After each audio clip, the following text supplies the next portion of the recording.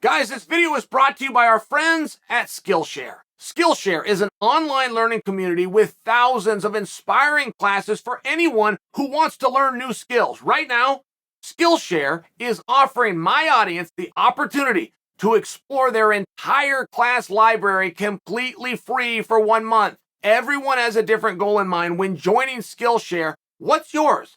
I just finished my first class, how to organize your workflow to maximize productivity by Ali Abdal.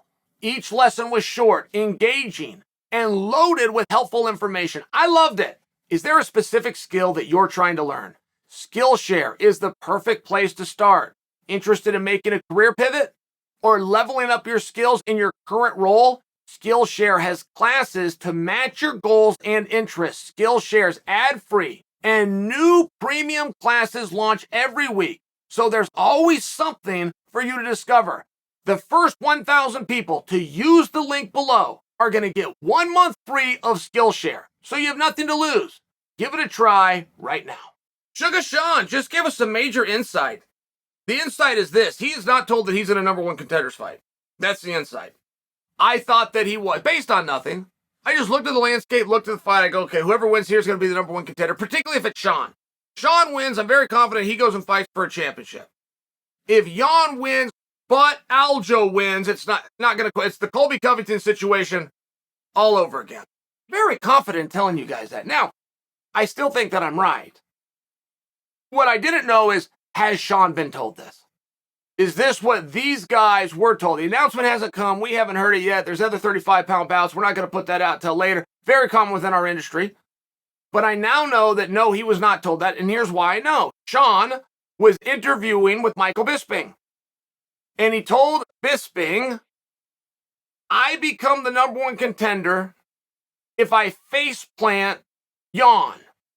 If I stop him, if I look great, if I put him down, which is possible. This is going to be a high-level kickboxing match. He may flip the script and try to take me down. I'm not going to.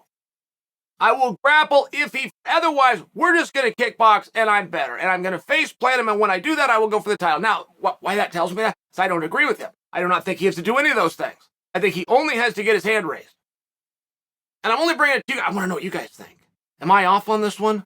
Is there another 35-pound fight that you think looks more compelling or that you think calendar-wise lines up better?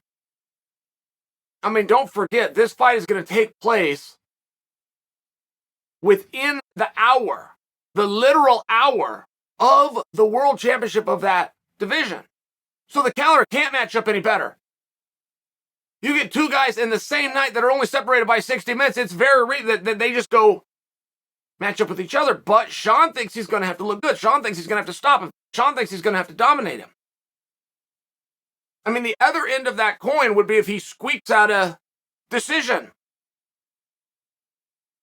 The furthest end of that coin would be if he squeaks out a decision that everybody claims is foul ball, was a bad call. I still think he becomes a #1 contender.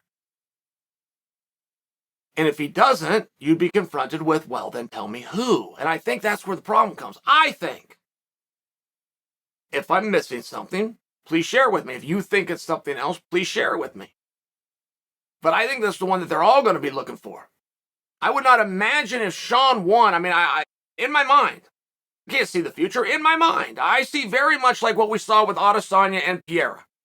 They were literally separated within the hour.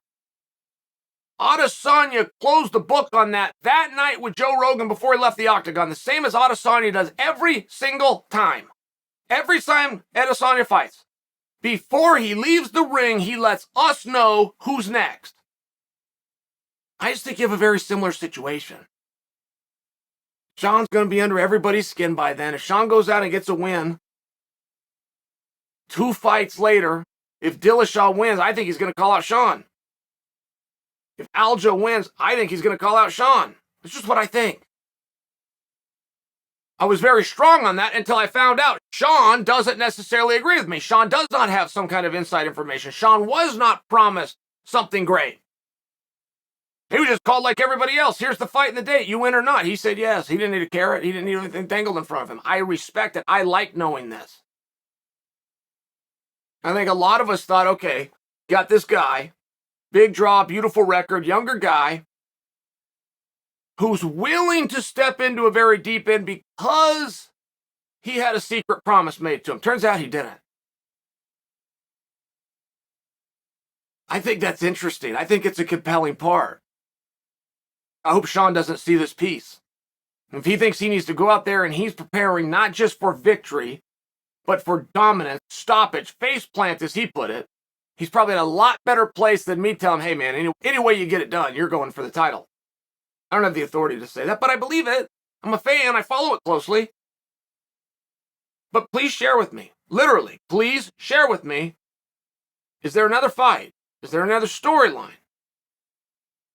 Is there something scheduled that I'm missing?